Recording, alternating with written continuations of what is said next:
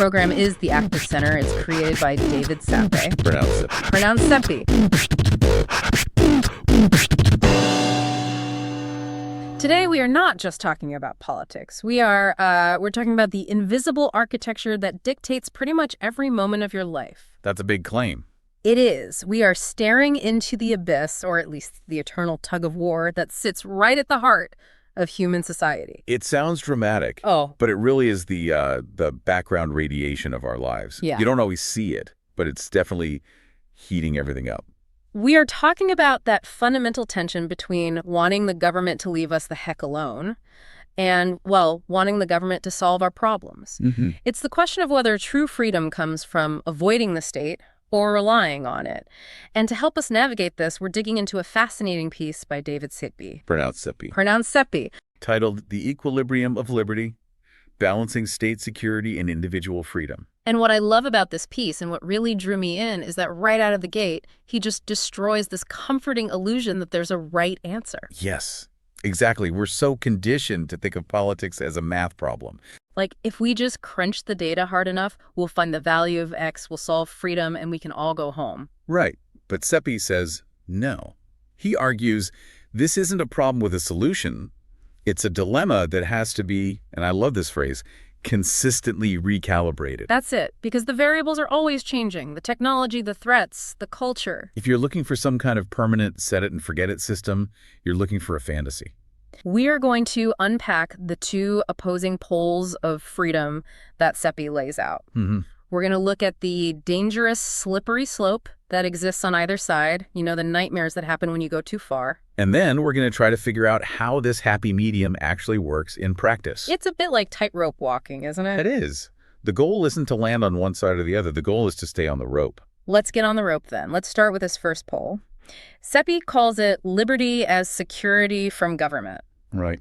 Now, in political theory, this has a specific name, doesn't it? It does. It's called negative liberty. And a quick disclaimer on the terminology here. Negative doesn't mean bad or pessimistic. Okay. It's used in the mathematical sense. It means the absence of something. The absence of what? The absence of obstacles, barriers, or constraints. So I am free because nobody is physically stopping me from doing what I want to do. Precisely. If you want to walk to the store and no soldier stops you and no law forbids you, you have negative liberty.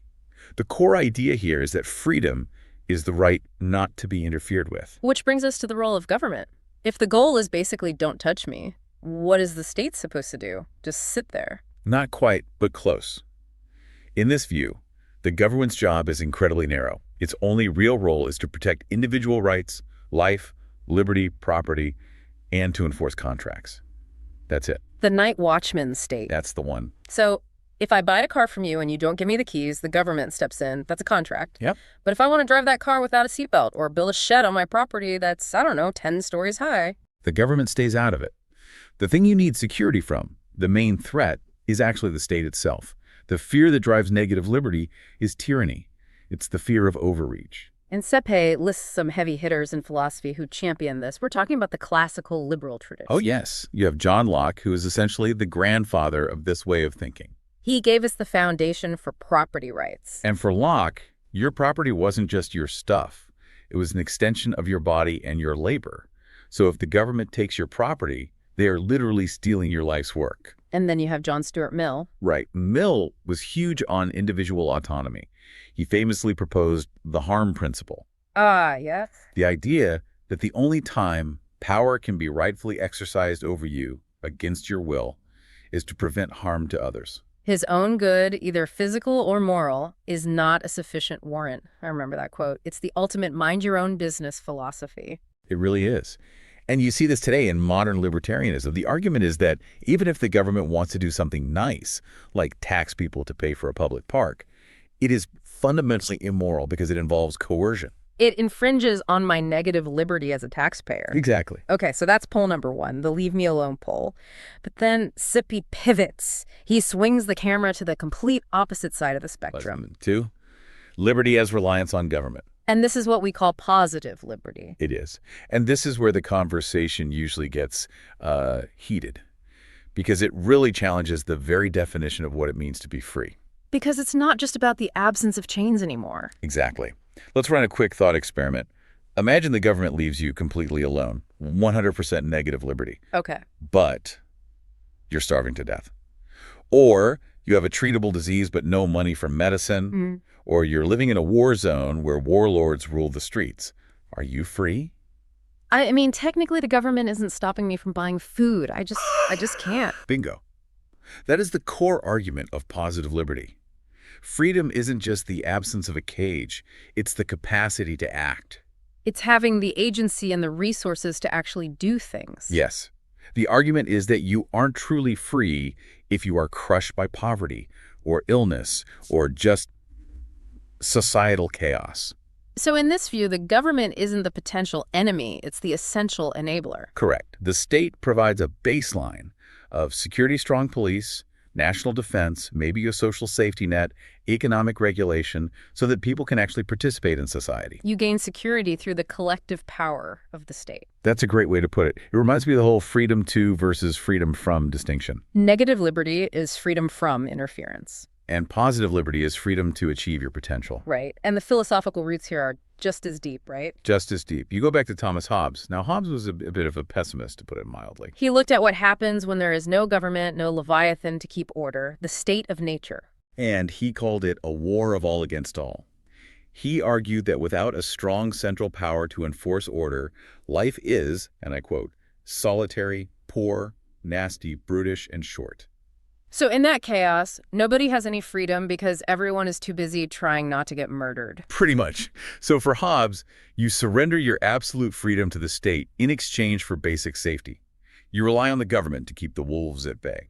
And later, thinkers like Jean-Jacques Rousseau expanded this to the idea of the general will. Yeah, that the state represents the collective good of the people. This leads directly into the logic of the modern welfare state. We pay taxes and accept regulations so that we can have roads and hospitals and a safety net. It's interesting because when you look at it that way, neither side sounds wrong exactly. Yeah. They just sound like they have different priorities. Negative liberty prioritizes the individual's space. Positive liberty prioritizes the individual's capability. And that's why the conflict is eternal. But Seppi makes it really Pronounce clear Seppi. that we can't just pick one and call it a day. He uses this really vivid metaphor. The one about light, yes. The equilibrium of liberty, he writes, just as too much light is blinding and too much darkness is equally blinding, a varying balance of light and darkness actually complements each other. That is just profound. We usually think of light as good and dark as bad, or, vice versa, depending on your politics. But he's saying extremes of anything are blinding. You can't navigate. Exactly. And this leads us to the slippery slope section of the text. If we slide too far toward either pole, we don't just get more freedom or more security, we end up in a nightmare. Let's play that out, because I think people sometimes romanticize the extremes. Let's look at the extreme of negative liberty, total security from the government. We dismantle the state so it can never oppress us. What happens? You end up with anarchy. And not the cool punk rock kind of anarchy. We're talking about a power vacuum. Precisely. If you dismantle the state so it can't tax you or regulate you, you also dismantle its ability to protect you from your neighbor. We're back to Hobbes again. Right. No public goods, no infrastructure, no clean air regulations, no police to stop crime. You have total freedom, in theory. No laws are stopping you.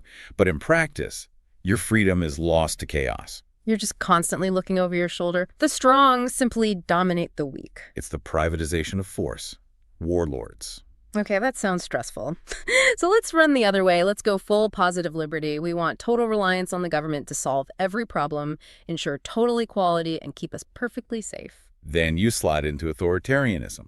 And this is the trap of so-called benevolent power. Because to provide total security and total equality, the state needs total control. Total control. It needs to know everything you're doing, and it needs to direct all resources. And what does that look like on the ground? Tyranny. Excessive surveillance. The suppression of dissent because dissent disrupts the master plan. Economic stagnation because everything is centrally managed. Here, freedom is lost to control. So anarchy on one side, authoritarianism on the other. Talk about a rock in a hard place. And here is the kicker. And this connects to the bigger picture of how politics actually works. That an inherent trade-off that is really uncomfortable to admit. What's that? He argues that every expansion of government authority, even the really nice, benevolent ones that we all generally like, inherently reduces negative liberty. Wait. Let's unpack that. Even the good stuff, like food safety standards. Yes. Think about it. To keep food safe, the government creates a regulation. That regulation restricts the negative liberty of the farmer. They are no longer free to process meat however they want. And to enforce that. They need inspectors. To pay the inspectors, they need taxes. That takes away some of your economic liberty, your property. So it's not just some evil government-grabbing power. It's that even good intentions come with a price tag and freedom. Precisely. Examples like giving up privacy for security cameras, paying taxes for schools, submitting to zoning laws. We might agree that the trade-off is worth it. Most of us do. But we have to be honest that it is a trade-off. We are sacrificing a bit of security to get a bit more reliance on. Yes. That is a really important distinction. It means that freedom isn't a solid block. It's more like a currency. A currency, yeah. You spend some to buy security, or you spend security to buy some autonomy. Exactly. And that brings us to the core problem. If every step is a trade-off, and both extremes are nightmares, how do we stop the slide? How do we find this happy medium Sippy talks about? Well, this is where we get into the nuts and bolts of how free societies actually function. The happy medium isn't magic. It's engineering. It's the attempt to synthesize these two demands. We want a government strong enough to keep order. That's the Hobbesian part. But constrained enough not to oppress us. That's the Lockean part. And the tool for this is constitutional liberal democracy. Right. Based on the social contract. It's a deal we all make. We give up some freedom to the state in exchange for protection, but we put strict limits on how that power can be used. Seep breaks this down into 4 pillars. These are the mechanisms that actually keep the balance. I think we hear these terms a lot, but forget what they actually do. Let's walk through them. Pillar number 1, the rule of law. This is so fundamental. It just means that the law is king. Everyone, including the government itself, is subject to the law. The president, the prime minister, the billionaire, nobody is above the rules. And that's critical because it makes power predictable. If the government can just make up rules on the fly or exempt itself, that's arbitrary power. That's tyranny. It stops the government from acting like a mob boss. Okay, pillar number 2, constitutional limits. This is the rule book for the government itself, a written constitution that explicitly defines and, more importantly, limits the powers of the state. It says, you can do X and Y, but you absolutely cannot do Z. It's essentially a big do not enter sign for the state. Exactly, which leads perfectly to pillar number 3, separation of powers. The classic checks and balances. Right, you split the authority. The people who make the laws, the legislature, are not the same people who enforce them, the executive. And they're not the same people who interpret the laws, the judiciary. And more than that, they are designed to be in conflict with each other. They're supposed to fight. The friction is a feature, not a bug. That's a great way to put it. Friction as a feature. It slows things down, but it prevents that fast slide into tyranny. Okay, and finally, pillar number 4. Individual rights guarantees. This is the ultimate safety net for negative liberty. These are the specific rights entrenched in the system that the government is legally forbidden from violating. We're talking freedom of speech, freedom of assembly, due process, that sort of thing. Yes. These are the no trespassing signs we put up against the state. Even if the government thinks it has a really good reason to shut you up, maybe for the greater good, the Constitution says, sorry, you can't do that. It protects the minority from the majority. Yeah. So we have these 4 pillars holding up the roof. It sounds stable, like we built the house, now we can live in it. It is stable, but, and here's the crucial point Sippy makes in his conclusion, it is not permanent. Right. He says this happy medium isn't a fix. It's not something you build once and just walk away from. No, he calls it a perpetual philosophical and political task. We are constantly drawing and redrawing the line. Because the world doesn't stand still. Sepe specifically mentions modern threats that the people who came up with these philosophies couldn't have imagined. Exactly. I mean, Locke and Mill were writing with quills by candlelight. They didn't have to account for digital surveillance or global pandemics. These are game changers for the equilibrium. Let's just look at pandemics. That is the ultimate test of this balance. Suddenly, for the sake of reliance on government for health security, pure positive liberty, we were asked to give up massive amounts of negative liberty. Huge amounts. Freedom of movement, freedom of assembly, freedom to run your business. And it wasn't malicious. It was a desperate attempt to save lives. But it showed us how fragile that balance really is, how quickly that slider can move when fear is involved. And then you look at digital surveillance. We want the government to catch terrorists and cybercriminals. That's the reliance on part. But to do that effectively today, they need access to our data. which infringes on our privacy, the security from part. It really seems like every new technology or crisis pushes us to recalibrate. The cost of security just keeps going up in terms of liberty. That's the recalibration Sabi talks about. We can't just rely on what was written 300 years ago because the threats have completely evolved. So what does this all mean for us? For you, the listener, trying to make sense of the news? I think it means we have to stop looking for a villain. Exactly. It's so easy to say the government is evil or the libertarians are crazy. But the reality is we need both. We need security from the state to be individuals, to be creative, to be free. And we need reliance on the state to be a civilization, to be safe, to have a baseline of dignity. It's not about picking a side. It's about managing the tension. That's it. Managing the tension. That is the job of a citizen in a democracy. You have to be watching that slider. If it moves too far left, you pull it back. Too far right, you pull it back. And you have to realize that your happy medium might be different from your neighbor's happy medium. And that is why we have politics.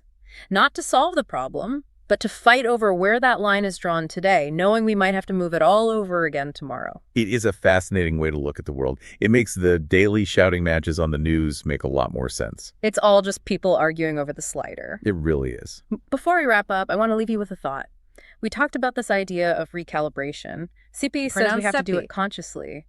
But looking at the world today, especially with the speed of technology, I think I know where you're going with this. if the balance must shift with every new event, does the rise of technology mean we are destined to sacrifice more and more negative liberty for security?